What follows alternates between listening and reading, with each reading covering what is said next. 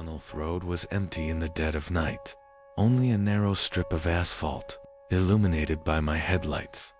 I was returning from a long business trip, and midnight had already passed. I was only a few hours away from home. I was exhausted, but I wanted to keep going. So, I chose a shortcut. Instead of taking the old highway, I decided to go through the mountain tunnel. I am James Holloway, 34 years old. I was used to long drives, but tonight, something felt different. I checked my map. The tunnel was supposed to be short, a 3-minute passage, at most. But the moment I entered, I realized I was wrong. The tunnel was too dark. My headlights barely lit the road ahead. Inside, it was too quiet. The hum of my engine echoed back at me. But it wasn't a normal echo, it never faded. I kept driving, expecting to see the exit any second now. But there was no exit. I blinked and glanced at my rearview mirror, and my blood ran cold. There was nothing behind me. The road I had entered from was gone. It was as if I had been cut off from the world. I swallowed hard. I should turn back, I thought. But just as I started to turn the wheel, my car jolted violently. Something had shifted beneath my tires. I slammed the brakes. My heart pounded against my ribs. This was a tunnel. What could I have hit? With shaking hands, I switched my headlights to high beam, and then I saw it in the middle of the road, bent backward, crawling on all fours. A person. No doubt something else.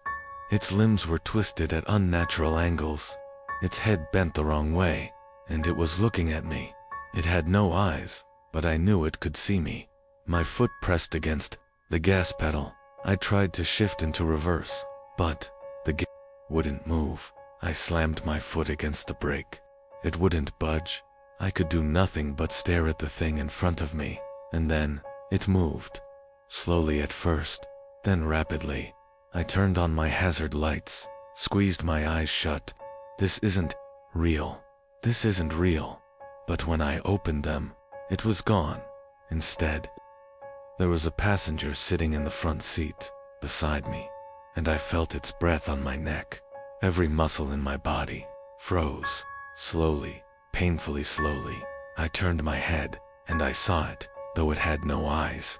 It was smiling at me, and then its lips parted. Only one word came out. Drive. 2:47 a.m. I don't know how, but I was still driving. The road never ended. I had to get out of the tunnel, but there was no exit. I reached into my pocket for my phone, but what I pulled out wasn't my phone. It was a rock cold, damp. The road was no longer asphalt. It had become part of the tunnel itself. And then I looked at the rearview mirror, and my heart stopped, because in the reflection, I had no face.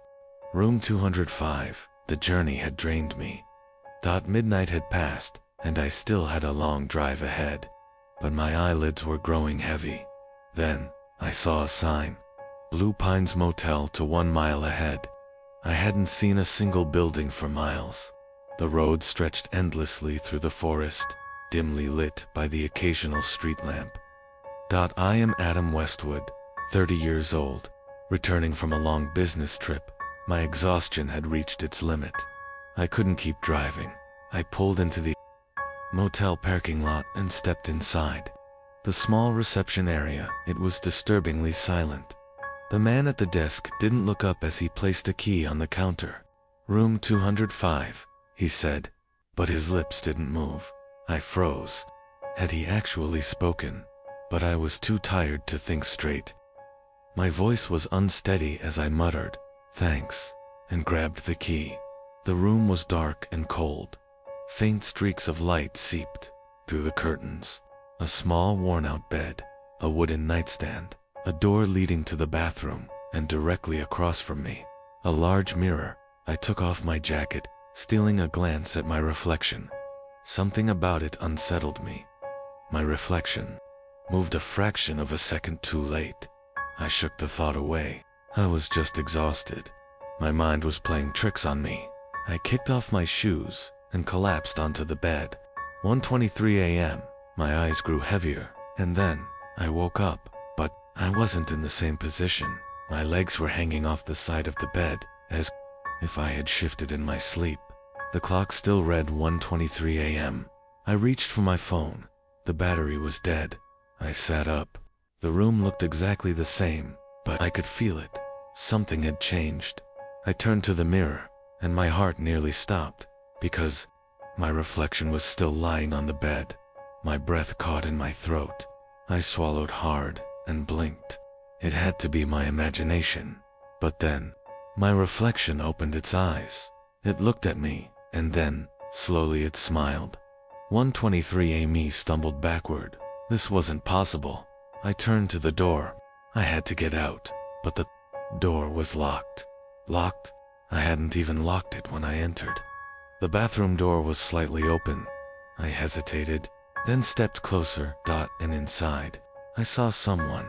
I saw myself, but the version of me in the mirror wasn't standing still. It was closer, and it was moving. Its hand reached forward, but I hadn't moved. A tightness gripped my chest. This isn't real. I spun around, my eyes darting toward the bed. The other me was gone, but then, I noticed something else. The door number it was supposed to say 205, but it read 203. This wasn't my room, or it never had been. My mind froze. When did it change? And then, a shadow slipped in from under the door. At first, just a small, shifting stain, but then it grew. It slithered toward my feet, and merged with my own shadow. A chill ran through my body. I looked down, and my shadow looked back. Its head was the wrong shape, too elongated, and then, suddenly, I felt fingers pressing against my toes. A scream caught in my throat as I stumbled back, slamming into the wall, but the reflection in the mirror hadn't moved. I knew I wasn't alone, and then, the doorknob slowly turned. The lock didn't open, but I heard something, a sound from under the bed. My knees buckled. If I leaned down, if I looked, if I saw it, then it would see me too. But it already knew, because the reflection in the mirror was no longer mine. Dark railsis. I watched the raindrops tapping against the train window. An unexplainable unease settled deep within me. I am Ethan Carter. I was on a night train traveling from Chicago to the countryside, officially known as the C34 route. This train was an obscure one, consisting mostly of old, worn-out carriages. I had boarded it to visit an old friend I hadn't seen in years. Yet something inside me whispered that this journey was anything but ordinary. The carriage was nearly empty. Apart from an old man sitting 3 rows ahead of me, there was no one else. A strange, metallic scent lingered in the air. The rhythmic clatter of the wheels on the rails echoed through the cabin, yet I couldn't shake the feeling that everything was too quiet. And then, I saw him, at the far end of the carriage, standing perfectly still in the shadows. Was it a man? I wasn't sure. As the train swayed, his silhouette flickered slightly, but he did not move. I tried to get a better look, but an inexplicable dread crawled up my spine, forcing me to avert my gaze. Suddenly the train jolted, and the lights flickered, only for a second, but that second felt like an eternity, and when the lights returned, he was gone. I held my breath. Maybe I was imagining things. Maybe I was just tired, but deep down, I knew it had been real. Then, the train's old speakers crackled to life. Next stop, Black Hollow. That was impossible. There was no such stop on this route. At that moment, the old man in front of me, slowly, lifted his head. He turned toward me, his face expressionless. His eyes were empty. No emotion, no life, just a vacant stare. And then, he spoke. "You must get off." A shiver ran down my spine. "What?" His lifeless gaze didn't waver. He repeated, in the same flat, whispering tone, "You must get off." A sharp hiss filled the air as the train doors suddenly slid open. I turned my head, and my breath caught in my throat. A dense forest. But this wasn't an ordinary forest. Something was there. dark shapes slithered between the trees. A pair of eyes locked onto mine, then another, and another. Countless, glowing eyes. I knew I shouldn't step out, but something inside me pulled me forward, and I took a step. The moment my foot touched the ground, the train doors slammed shut. The lights inside the carriage flickered, and in the blink of an eye, the train was gone. Now, I was alone in the forest. Then, I heard it. Whispers. Not the wind voices. They murmured, in a language I couldn't understand. Yet their meaning seeped into my mind like a cold poison. A rustling sound made me spin around, and then, I saw him again, the shadowed man, but he was no longer just a silhouette. His flesh was torn, decayed. Where his eyes should have been, there were only deep, black voids. And yet, he was looking at me. A suffocating terror gripped my chest. I needed to run, but my legs wouldn't move. He took a step forward, then another. A voice inside me screamed, "Move." And, finally, I did. I stumbled backward before forcing my legs to sprint. Branches tore at my skin. Roots tried to trip me, but I didn't stop. And then, through the darkness, I saw a light, a cabin. A warm, flickering glow leaked through its window. I had no other choice. I ran toward it, threw open the door, and slammed. It shut behind me, and then, I saw the table. On it lay a dusty notebook. A cold shiver crawled up my spine as I read the name scrawled across the cover. Ethan Carter. My hands trembled as I flipped it open. The first page held a single sentence, written in faded ink. "It's too late to run." A scratching sound broke the silence from behind the door. Soft at first, then harder. Then, it stopped. I held my breath. Was it over? I hesitated, then slowly stepped toward the door. My shaking hand reached for the knob. I had to look, and so I opened the door. But there was no forest, only a train carriage, the very same one I had stepped out of.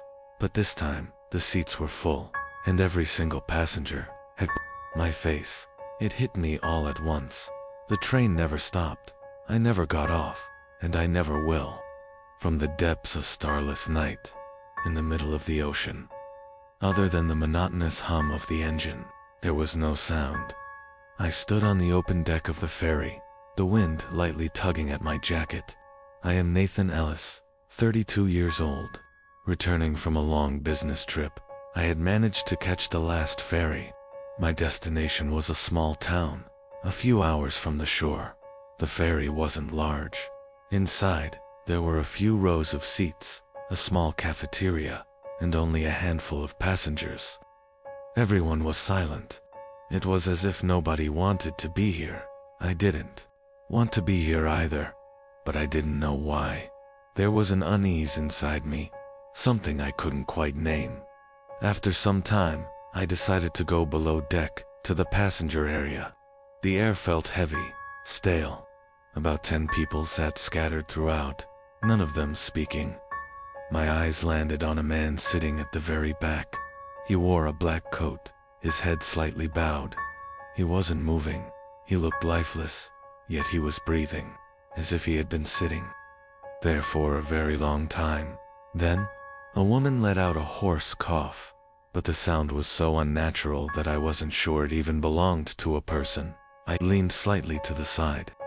The woman was staring at the teacup in front of her, but she wasn't drinking it. She was just watching.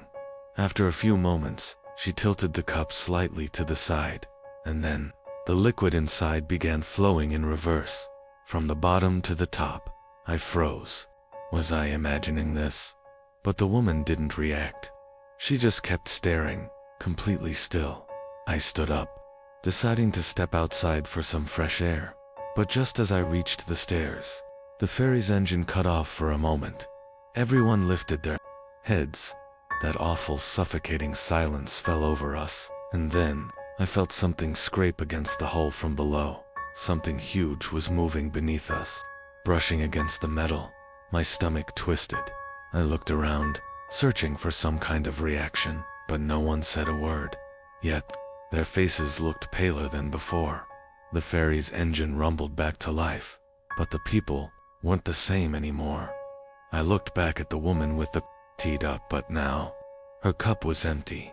The liquid wasn't gone, it was leaking from her eyes. A brownish-red tea-like fluid dripped from her eye sockets. I staggered backward. No, this wasn't real. It was my mind playing tricks on me. But then I looked at the other passengers, and I saw that they were changing too. A man's face had swollen slightly, his skin looking tight and unnatural. A woman beside him sat completely still, staring at her hands. UNBLINKING. And worst of all, the man in the back was now looking at me. UNMOVING. Smiling, his mouth stretched too wide. Panic surged through me. I had to get out of there. I rushed up the stairs, bursting onto the deck. The sea was pitch black, but something was moving beneath the surface. Shadows, tall, elongated figures. They weren't floating. They were clinging to the ferry's underside. A wave rocked the boat slightly, but it wasn't from the wind. It was from them, and then a hand touched my shoulder. I flinched and turned. It was the man in the black coat. His eyes were hollow, but he spoke. "Don't look down." A lump formed in my throat. "What?" He let go of me and stepped closer to the railing, placed his feet onto the edge, and then he jumped. The waves swallowed him instantly, but the moment he hit the water, it turned red. Then, a scream that came from inside. I spun around. The passengers were no longer human. They began to move, and they were turning toward me. I couldn't escape. I was trapped in the middle of the sea. I could only watch, and finally, from beneath the ferry, something began to rise. My breath caught in my throat. The water itself was taking shape. A form was emerging from the depths, and on its face, there was my own face. Empty Seath bus rolled on through the night, swallowed by an endless stretch of darkness. The occasional flicker of streetlights outside did little to break the suffocating void that pressed in. From all sides, I sat near the middle of the nearly empty bus, arms crossed, staring out into nothing. I am Daniel Reeves, 28 years old, traveling for a job interview that I wasn't even sure I wanted. The pay was good, but the location, some town no one seemed to have heard of, Holloway, or something like that. I had Googled it before leaving, but the search results had been lacking just an old map and a few forum posts, none of them recent. That alone should have been a warning sign. There were 4 other passengers. In front of me sat an old woman, silent and still, her face hidden under a dark shawl. Diagonally across, a middle-aged man had dozed off, his head bobbing with the bus's movements. In the very back, a hooded figure sat hunched over, UNMOVING. And then, of course, the driver. He was barely visible in the dim glow of the dashboard lights, but what little I could see of his face looked wrong, expressionless, too still. Something about him unsettled me, but I brushed it off as exhaustion. At first, everything seemed normal. The road stretched endlessly ahead, but after a while, I noticed something strange. The bus felt hollow, like an empty shell, echoing its own sounds back at me. And there was something else, a faint noise, not the engine, not the wind outside, something softer, almost rhythmic. It took me a moment to place it. My skin crawled. I slowly turned my head, scanning the cabin, and that's when I saw it. One of the seats wasn't empty, but no one was sitting there yet. The fabric of the seat was subtly rising and falling, like lungs beneath skin. I stared, frozen. It wasn't possible. It had to be a trick of the light, or maybe the motion of the bus shifting the fabric then. The sleeping man across from me stirred. He sat up with a sharp inhale, his eyes darting toward the same seat. He saw it too. His voice came out hoarse, barely a whisper. "Who's sitting next to you?" I felt something cold press against my spine. I didn't answer. I couldn't. For the briefest moment, The entire bus was bathed in darkness, and when the light returned, the seat had changed. The fabric had warped, bulging in places as if something inside was trying to push its way out. Then emerged long, bony fingers. They slid out from the cracks between the seat cushions, stretching, flexing. I choked on my own breath, stumbling backward. The bus continued forward, completely indifferent to what was happening. I turned toward the driver, my voice barely steady. "Stop the bus." He didn't react. I tried again, louder. "Stop the damn bus." Nothing. Then, slowly, he turned to look at me through the rearview mirror. His eyes were gone, dark. Empty sockets stared back at me. Something was moving beneath the seats now. Not just the one I had seen, all of them.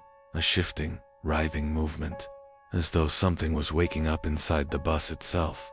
The old woman in front of me turned her head unnaturally far around. Her face was wrong. The skin was too tight, stretched thin like it barely fit over her skull. And her eyes, they weren't human. They were black, reflective, like the surface of deep water. Something moving just beneath. And then she smiled. "You're almost there," she whispered. No, no, no, no, no, no, no. I had to get out. I rushed to the door, slamming my fist against it. It wouldn't budge. I turned to the emergency exit, my heart hammering against my ribs, but the windows weren't showing the road anymore.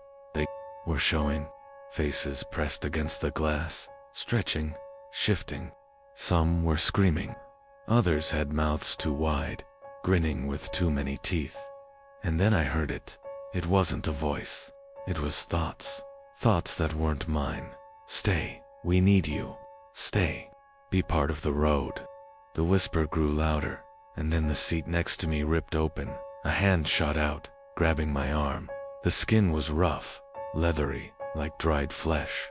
Its fingers wrapped around my wrist, pulling me down. I screamed. I pulled, twisted, fought. My nails dug into the fabric of the seat, which pulsed beneath my fingers like living muscle. And then the bus hit something. I crashed into the aisle, gasping, scrambling to my feet. The entire bus groaning like a dying animal. The driver's head snapped around completely backwards. His mouth opened, but no sound came out. Only a low, gurgling noise. I threw myself at the emergency exit and kicked hand. Suddenly, I was falling. The cold night air hit me like a wave as I tumbled onto the road. I rolled, pain shooting through my shoulder, my knees scraping against asphalt, and when I looked up, the bus was gone, vanished into the dark, as if it had never been there. Only the endless road stretched ahead, silent, empty. But then, from the distance, I heard the sound of a bus approaching.